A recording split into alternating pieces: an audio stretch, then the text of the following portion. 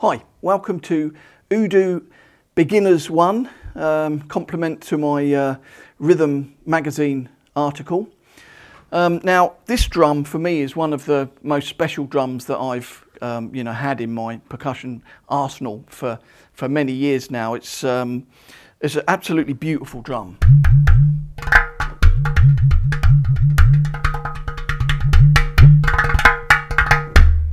You can see it's got very rich low tones, great metallic ringing high tones.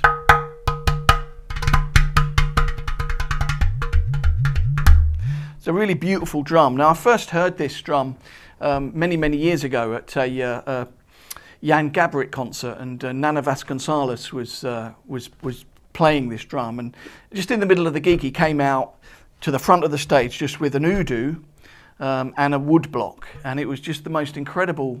Just did a solo on an UDU and a wood block, and it was just like incredible. And all the people in the audience were, trying to get a peep in at what he was doing, because many people hadn't heard that instrument before. But anyway, the UDU originates from Nigeria.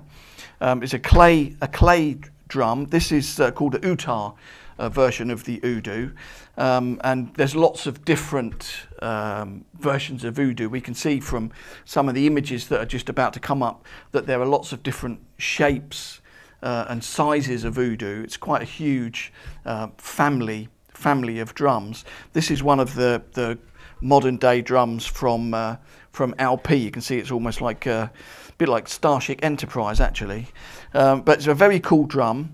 UDUs generally are differentiated from the South Indian Ghatam in that an UDU will have two holes. You can see there's one here on the top, and there's another one on the funnel there. With the other shaped drums, there's a hole on the side and a hole on the top. So a very cool drum that you can get a lot of different tones and sounds from. Really cool drum, and you can imagine for all sorts of percussion, especially out into a contemporary hybrid environment. It's a very valuable drum for the modern percussionist. In Nigeria, they generally tend to come in a set of four, a family of four drums, and in the same way that African drums come together, as a family of tones with interlocking parts. The whole rhythm is built up as a composite of all those parts interlocking together as one thing. So we're going to look at some very basic beginning techniques on this instrument. Now you have to remember that it's a hybrid instrument for the modern day percussionist. A lot of the techniques that you'll see percussionists playing on this drum will come from conga players' technique or bongo players' technique, tabla, split hand technique, Indian split hand technique, darabuka technique. All these techniques can be employed on the UDU, and we're going to look at a few basic starting points. So we're going to start off with a simple pattern involving single strokes, right left, and we're just going to have one bass tone on the first stroke, which is played by this part of the hand striking over the hole. Now, one of the things about this bass tone is the speed of the withdrawal of the stroke. You get a different pitch. So if it's very fast, you get a very high pitch tone. If it's very slow, then you get a much lower tone. And using that in a kind of glissando kind of way is one of the things that gives a lot of character to the UDU. So we've got the bass tone. We'll just play a simple, cover and leave it there sort of approach. And then we're going to use our fingertips on the shell of the drum. Now, as I said, there's lots of different techniques that you can use: bongo technique, tabla technique, different stuff. We're just going to use full hand strokes for the moment. We'll use our fingertips Notice how much pressure you leave. That's completely closed, completely open. So depending on how you play the drum, there's, besides the glissando that you get from the hole, there's a lot of different variations you can get from the resonance of the body as well. So we're just going to have right, left, right, left, right, left, right, left. Bass, treble, treble, treble.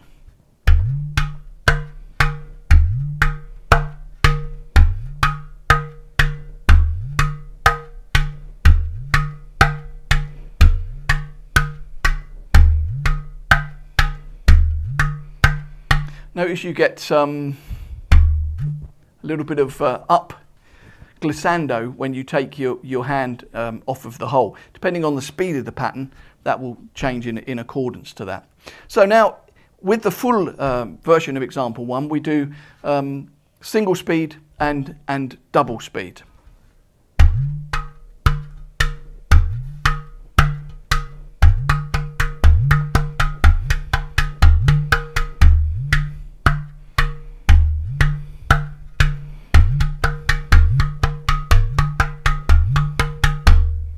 So try and keep all the strokes very smooth, and you don't want to be playing too loud at this point in time because we want to be adding some accents in later on. So let's look at a slightly different example. Example 2, we're going to do single and double speed again, and we're going to break up the pattern a little bit to make a slightly different groove to help us on our early stages of learning some simple approaches on the instrument.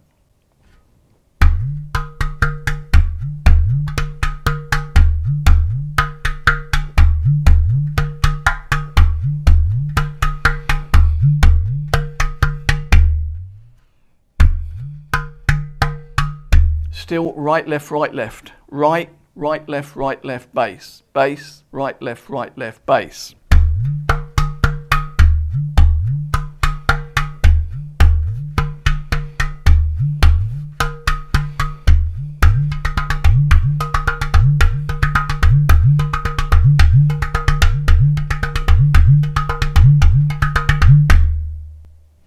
You see, it's a very cool rhythm, even a cool instrument, even with these simple rhythms. You know, it's actually immediately an effective drum, and that's what makes it such an exciting thing for any percussionist to bring into their setup. Because even with very basic technique, if you don't know anything about Indian hand techniques or different combinations of using multiple fingers, such as Turkish technique and split hand technique, you can still do a lot of interesting things on the instrument, even here with just the simple single stroke roll.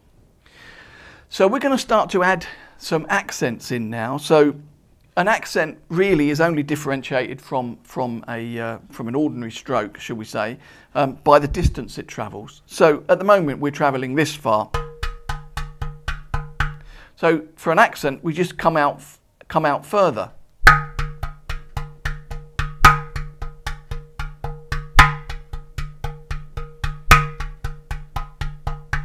So you can see I'm just coming out this far for the accent, and probably the non-accents are kind of this far out. So we're going to have a simple pattern that looks at including an accent in it. It's quite similar to the last pattern, but we fill in all of the eighth notes and we add an accent in there.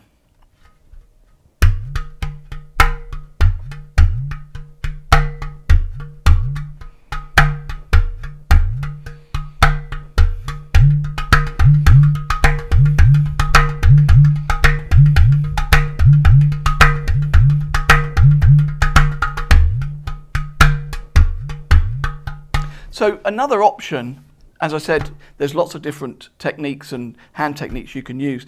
Because I've studied tabla, I tend to do a lot of my accenting on the drum with the first finger or the third finger. So with the first finger. So I'm going to play that pattern again, but I'm going to accent it with the first finger, which is a stroke that's very common in tabla playing.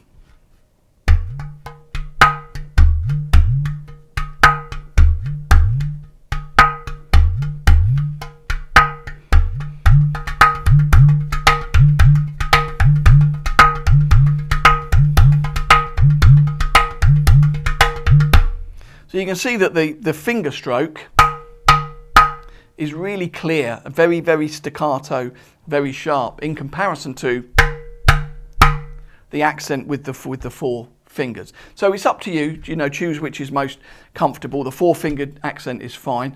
For a lot of the examples, I'm going to be accenting using the first finger.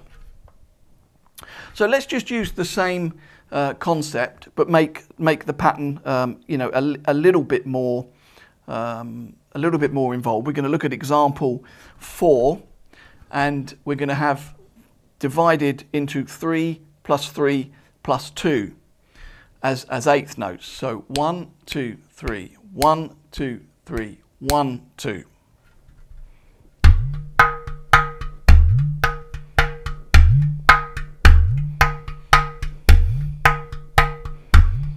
So you can see we're going right, left, right, left, right, left still. There's no difference in the sticking. Right, left, right, left, right, left, right, left, right, left, right, left, right, left, right, left.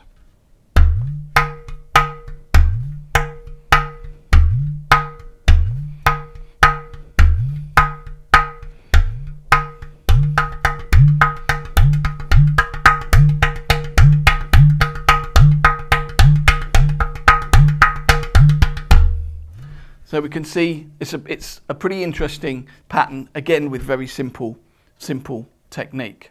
So now let's rearrange that. So first of all, we've had 3, 3, 2. Let's have 3, 2, 3. So this is example 5. 1, 2, 3, 1, 2, 1, 2, 3, 1, 2, 3, 1, 2, 1, 2, 3.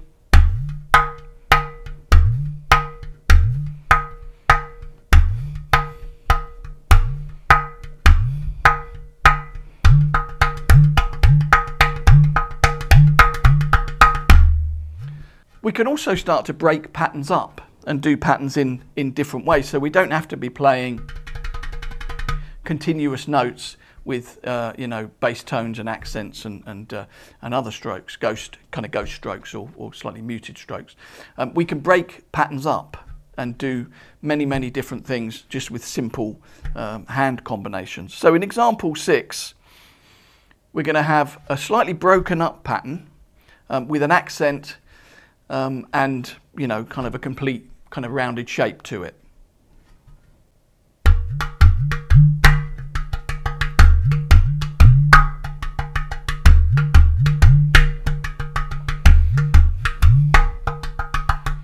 One, 2, 3, 4.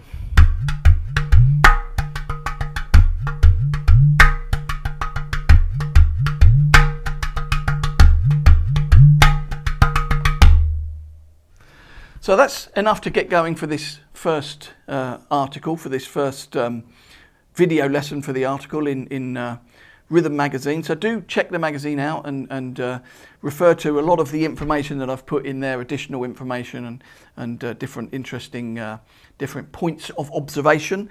So thanks for watching, and tune in for the second UDU article very soon.